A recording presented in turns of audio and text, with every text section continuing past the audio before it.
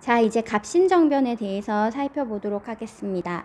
교과서는 103에서 104쪽이고 학습지는 51에서 52쪽입니다. 앞서 계합파가 이모곤란 이후에 온건계합파랑 급진계합파로 분화되는 모습을 우리가 확인을 했었잖아요. 혹시 기억나시나요? 왜 온건계합파와 급진계합파로 분화가 되었는지? 잘 기억이 안 나는 학생들은 앞 페이지 한번 보고 와도 좋을 것 같아요. 청해 간섭에 대한 입장 차이, 그 다음에 개화를 추진하는 방식, 이런 걸 둘러싸고 온건계합파하고 급진계합파로 분화가 되었습니다. 급진계합파는요, 기대를 걸었던 서구 열강의 지원을 얻지 못해서요, 개화 정책의 추진에 어려움을 겪었어요. 또한 개혁 자금을 마련하기 위해서 김옥균이라고 하는 인물, 김옥균 등이 일본에서 차관을 도입하려고 했거든요. 돈을 이제 빌려오려고 했단 말이에요. 그런데 그 계획이 실패하면서 개혁의 주도권을 잃고 입지가 더욱 좁아졌어요. 그런데 이 무렵에요, 베트남 문제로 프랑스랑 대립하던 청이 한성에 주둔한 청군의 절반을 철수해버리거든요. 왜냐하면 베트남을 서로 이제 차지하려고 청나라하고 프랑스하고 사이에서 전쟁이 발발하게 돼요. 이걸 계기로 이제 그 군대 일부가 철수되니까 급진계합파들은 이 기회를 이용해가지고 정권을 잡고 청의 간섭에서 벗어나서 개혁을 추진하려고 했죠. 아무래도 혼자 힘으로는 조금 부족하니까 미국 공사의 협조를 요청했는데 거절당했고, 그러고 나서 이제 급진계합파들은 접근한 세력이 바로 일본 공사였어요. 그래서 급진계합파들은 일본 공사로부터 군사적인 또는 재정적인 지원을 약속받고 정변을 일으키기로 했죠. 그래서 이 부분은 갑신정변이 일어나게 된 배경을 여러분들이 확인하시면 되겠습니다. 다시 한번 정리해 볼게요. 이모곤란 이후에 누구의 내정 간섭이 강화되었죠? 청나라의 내정 간섭이 강화되었어요. 그리고 정권은 온건계합파들이 잡고 있었잖아요. 이 온건계합파들은 청의 양무운동을 개혁 모델로 했기 때문에 개혁 정책에 굉장히 소극적이었고, 그 과정에서 급진계합파들은 자신이 추진하려고 하는 개화 정책을 위해서는 돈이 필요해서 일본에서 차관을 도입하려고 했는데 그걸 실패했기 때문에 입지가 굉장히 좁아졌고요. 이 무렵 청푸 전쟁을 계기로 조선에 주둔하고 있던 청군의 절반이 철수하면서 일본 공사의 군사적 재정적 지원을 약속받고 갑신정변을 일으키기로 했습니다. 그래서 1884년 10월에요. 급진계합파는요. 자, 요게 여러분들 모의고사 같은 거 보시면 요 단어가 굉장히 많이 나올 거예요. 우정총국, 낙성, 축하연. 우정총국은 지금의 우체국이라고 생각하시면 될 것 같은데요. 이 우정총국을 이제 개최하는 이제 우편 이제 사무가 시작될 우정총국을 이제 설립해서 축하연을 하는 것을 기회로 갑신정변을 일으켜서 민씨일파를 제거하고 개화당 정부를 수립했어요. 이들은 개혁정강을 마련해서 국가체제의 개혁을 모색하면서 청해 간섭을 물리치고 내각이 중심이 되는 정치체제를 확립하려고 했거든요. 어떤 개혁 모델에서 영향을 받은 게 느껴지나요? 그렇죠. 일본의 메이지 유신의 개혁 모델에서 이 영향을 받아서 내각이 중심된 정치체제, 그러니까 입헌군주제를 만들려고 했다는 것을 알 수가 있습니다. 그런데 청군이 출동하자 일본군이 약속을 어기고 곧바로 철수를 해버렸어요. 그래서 정변은 3일 천하로 막을 내렸습니다. 정권을 잡은 지 3일 만에 청나라 군대가 출동해버렸고, 또 일본군은 군사적으로 지원을 해주겠다고 약속했는데 그 약속을 어겨버렸거든요. 그래서 정변을 주도했던 급진계합파 인사들은 살해당하거나 일본으로 망명을 했어요. 대표적인 사람이 누구냐면 옆에 여러분 그림 보이시죠? 옆에 갑신정변의 주역들 해가지고 왼쪽부터 박영효, 서광범, 서재필, 김옥균, 이 사람들은 망명을 하게 되었고요. 망명을 하지 않고 조선에 남아있다가 살해당한 사람 중에 대표적인 사람이 누구냐면 홍영식이라고 하는 인물이에요. 홍영식이라고 하는 인물은 조사 시찰단이랑 뭐 보빙사 이런 사절단을 이제 다녀오면서 서양 어떤 문물에 대해서 굉장히 관심이 많아졌고, 사실 이 우정총국이라고 하는 우편사물을 담당하는 그런 근대 시설도 홍영식이 주도했다라고 알려져 있습니다. 그만큼 이제 홍영식이 이제 근대화에 대한 관심이 많았는데, 특히 홍영식과 관련해서 일화가 하나 전해져 내려오는데요. 이 갑신정변 당시에 이제 민씨 이파를 제거하기 위해서 이렇게 숙청을 했을 거잖아요. 그때 민영익이라고 하는 사람이 칼에 맞아가지고 굉장히 많이 다쳤대요. 그때 이제 그 홍영식이 그 미국인 알렌의 집으로 이 민영익을 데리고 가서 이제 치료를 해줬다는 일화가 있거든요. 그래서 나중에 굉장히 아이러니하게도 홍영식이 이제 왕을 호위하다가 청나라 군대에 의해서 죽음을 당했단 말이에요. 그래서 그 홍영식의 집을 알렌한테 줘요. 그래서 그 알렌이 거기를 이제 근거지로 해가지고 우리나라 근대 의료시설 재중원이라고 하는 그런 것을 만들었다고 하는 일화가 전해져 내려옵니다. 그래서 사실 이 갑신정변 일으켰던 주역들 뭐 박영효, 서광범, 서재필, 김옥균, 홍영식까지 여러분들이 일대기를 찾아보면 굉장히 재미난 에피소드라든지, 그 다음에 이 당시 사람들이 왜 이렇게 정변을 일으키려고 생각을 했을까, 그런 것들을 조금 생각해 보시는 기회를 가지면 좋을 것 같아요.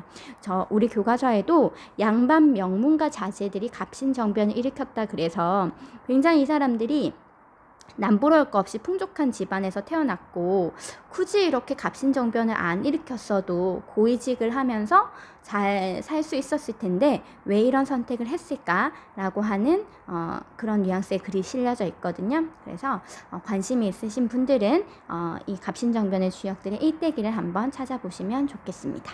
어쨌든 이렇게까지 해가지고 갑신정변의 배경과 전개 과정까지 했어요. 3일 전화로 막을 내린 갑신정변. 그러면 이제 갑신정변 당시에 개혁정강을 통해서 급진개혁파들이 만들고 싶었던 사회는 어떤 모습이었는지 한번 생각해 보기로 합시다. 교과서의 첫 번째 줄에 보면요. 갑신정변은 근대 국민국가 건설을 목표로 일어난 우리나라 최초의 정치개혁운동이다. 이런 의의가 적혀져 있네요. 그러면 이 갑신정변을 일으킨 급진개혁파들은 근대 국민국가를 건설하려고 했던 거잖아요. 1조를 보시면 흥선대원군을 가까운 시일 안에 돌아오게 하고 청에 대한 조공의 허례를 폐지할 것, 이렇게 되어 있어요.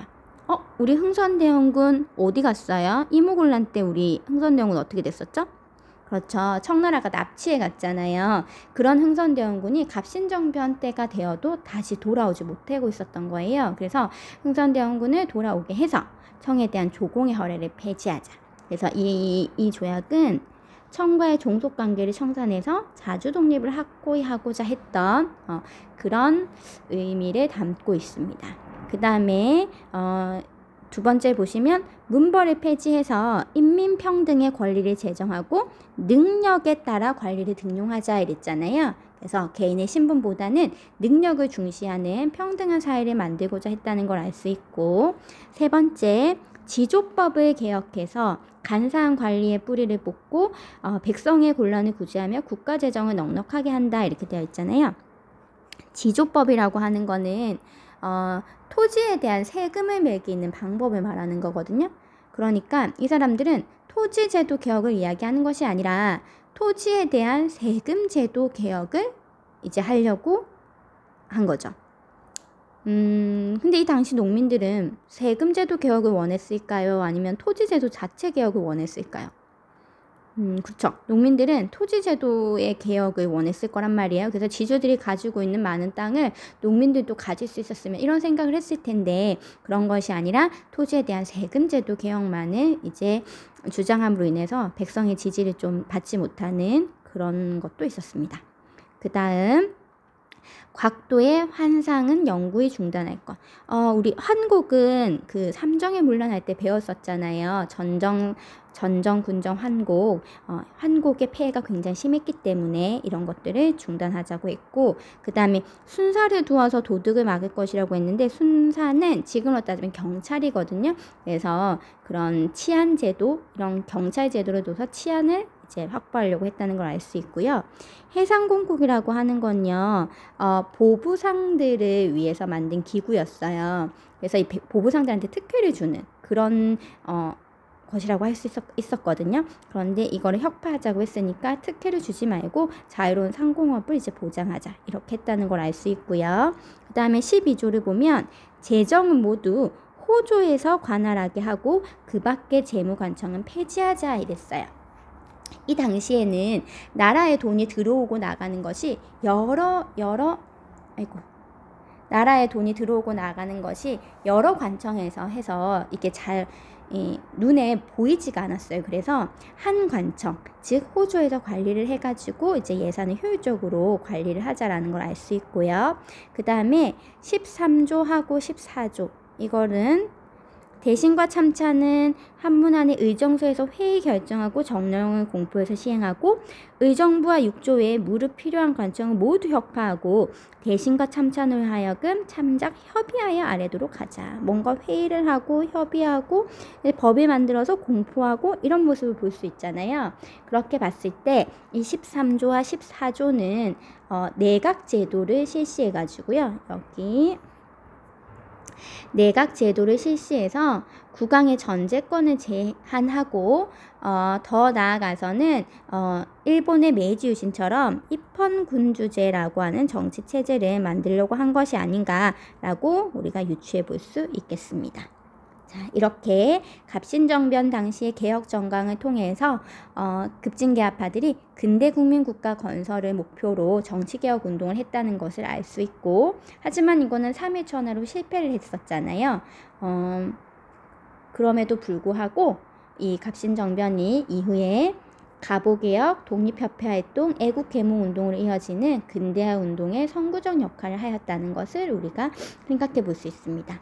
한계도 있어요. 뭐가 한계냐면 갑신정변은 소수의 개화파 인사가 급진적인 방식으로 근대화를 추구한 위로부터의 개혁이었잖아요. 아래로부터의 개혁이 아니었던 거죠. 그리고 일본의 군사 지원 약속에 지나치게 의존했고 민중의 지지를 이끌어내지 못한 한계를 지니고 있었기 때문에 3회 천하로 끝나게 되는 그런 안타까운 일이 벌어졌습니다. 이렇게 갑신정변이 끝나고 나서 이제 청해 내정 간섭은 더욱 심해졌거든요. 그리고 일본은 정변의 책임을 조선에 떠넘기면서 오히려 배상금을 지불하고 공사관의 신축 비용을 부담해라고 하는 한성조약을 체결하게 했어요. 자, 그럼 여기서 우리가요, 일본하고 체결했던 조약을 한번 떠올려 볼까요? 제일 처음 일본하고 조약을 체결했던 게 강화도 조약이잖아요. 그리고 이모군란 때 무슨 조약을 체결했죠? 제물포 조약을 체결했거든요. 그때는 배상금을 물어주고 일본 공사관에 군대를 주둔하게 했단 말이에요. 그리고 갑신정변으로 한성조약을 체결했어요. 역시나 배상금을 지불하게 하고 공사관에 신축 비용을 부담하게 했어요. 여러분, 여기서 뭔가 느껴지는 거 없으세요? 지역에서요. 처음에는 강화도, 그 다음엔 제물포는 지금의 인천이죠. 그 다음에 한성은 지금의 서울이잖아요. 일본이 점점 그 서울을 향해서 우리 조선의 중심부로 지금 들어오고 있다는 걸 알 수 있잖아요. 이 조약에 체결된 모습을 봐도 일본이 강화도 조약을 체결할 때부터 침략 의도를 가지고 있었던 것이 아닌가, 이렇게 유추하는 학자들도 있습니다. 그래서 일본과 체결했던 조약 이제 순서대로 조금 기억해 주시면 좋을 것 같고요. 그 다음에 갑신정변 이후에 청나라하고 일본도 둘이서 조약을 맺었어요. 텐진 조약이라고 하는 거예요. 이 텐진 조약의 내용은 조선에서 양국 군대를 철수하고 앞으로 조선의 군대를 파견할 때 상대국에 미리 알리도록 규정을 한 거거든요. 나중에 이 텐진 조약은요, 10년 뒤인 1894년에 우리가 동학농민운동이 일어나요. 그 동학농민운동 때 우리가 이 농민군들을 진압하지 못하니까 또 청나라한테 도움을 요청한단 말이에요. 그때 청나라 군대뿐만 아니라 이 텐진 조약에 의거해서 일본 군대도 들어오게 되는, 그래서 청일 전쟁이 일어날 수 있는 그런 일이 벌어졌죠. 그래서 이 한성조약과 텐진조약이 갑신정변 이후에 체결된 조약이다 라고 하는 거 알아두시면 좋겠습니다. 그 다음 갑신정변 이후에 이제 청나라의 내정 간섭은 더 심해질 것이고, 그쵸? 그리고 고종은 조선하고 러시아 비밀 협약을 추진해요. 그러니까 청나라도 지금 간섭이 심해지고 일본도 믿을 수 없고, 그래서 러시아를 끌어들이자 라고 했는데, 러시아를 끌어들이니까 무슨 일이 벌어지냐면 러시아하고 이 당시 영국이 사이가 안 좋았거든요. 그래서 영국이 러시아의 남하를 견제하면서 우리나라의 거문도를 불법 점령했어요. 여기 지도 보이시죠? 러시아의 남하를 견제하기 위해서 영국이 거문도를 점령한 사건, 이게 거문도 사건이에요. 그래서 갑신정변 이후에 조선을 둘러싸고 청과 일본, 영국과 러시아까지 각축을 벌이는 상황이 벌어졌다는 것을 여러분들이 기억하시면 좋을 것 같고, 이런 상황에서 조선 주재 독일 부영사였던 부들러라고 하는 사람이 뭘 건의를 하냐면 조선 중립화론을 건의를 해요. 같은 해에 미국에서 돌아온 유기준이라는 사람도 조선 중립화에 대한 아이디어를 냅니다. 그러니까 각 열강이 이제 각축을 벌이는 가운데 지금 우리가 끼어 있는 거잖아요. 약간 여러분 중립국 하면 어떤 나라 떠오르세요? 스위스 떠오르시죠? 그런 것처럼 우리도 중립을 선언해서 어떤 나라에도 치우치지 않고 우리 어떤 독립을 유지하려고 하는 그런 아이디어도 이렇게 나타나게 되었지만 실제로는 실현이 되지 못했죠. 그쵸? 그래서 그런 열강이 각축을 벌이는 그런 모습을 이제 풍자하로 그려진 것도 이렇게 나와 있고요. 네. 그리고 유기준의 중립론에 대한 사료도 지금 나와 있네요. 자, 이렇게 갑신정변 이후에요. 열강이 각축을 벌이는 속에서도 개화와 자주를 모색하면서 여러 정책들이 추진이 됩니다. 여기 보시면 유경공원이라고 하는 것이 나와요. 유경공원. 영어를 교육한다, 이렇게 생각하시면 될 것 같아요. 유경공원. 이 유경공원은 어떤 의미를 가지냐면 한국 최초의 근대식 공립교육기관이에요. 그래서 공립이라고 하는 나라에서 만든 거잖아요. 그러면 공립과 대비되는 거는 사립이 있잖아요. 공립학교보다 사립학교가 더 먼저 만들어지거든요. 그래서 이거는 나중에 9차지 가시면 여러분이 근대교육과 관련해서 선생님이 학습지 정리해 놓은 것이 있는데요. 사립교육기관으로는 그 원산학사라고 하는 게 더 먼저 만들어집니다. 원산학사라고 하는 것이 더 먼저 만들어져서 이거는 주민들이 만든 거예요. 그래서 최초의 근대적 학교고, 여기서도 근대 학문과 외국어를 교육했고요. 1883년에 만들어졌어요. 그리고 유경공원은 1886년에 만들어졌거든요. 그래서 이런 걸 봤을 때 우리가 뭘 알 수 있냐면 사립공립 따질 거 없이 이 시기에 근대 교육을 실시하려고 했다. 그리고 나중에 10년 뒤가 되면요, 가보개혁 이후에는요, 아예 교육 입국 조서라는 것을 반포해가지고 뭐 사범학교 같은 것도 세우고 소학교도 세우고 그런 모습을 볼 수 있거든요. 그래서 교육과 관련한, 근대 교육과 관련한 이 내용도 여러분이 꼭 기억해 주셨으면 좋겠고요. 그리고 자주 외교를 위해서 일본과 미국의 공사관을 개설하기도 했고요. 그래서 이런 갑신정변 이후에도 개화와 자주를 모색한 그런 정책들이 있었다라는 걸 알아두시면 좋겠습니다. 자, 그러면 여기까지 해서 갑신정변 마무리하고 다음번에는 동학농민운동에 대해서 살펴보도록 하겠습니다.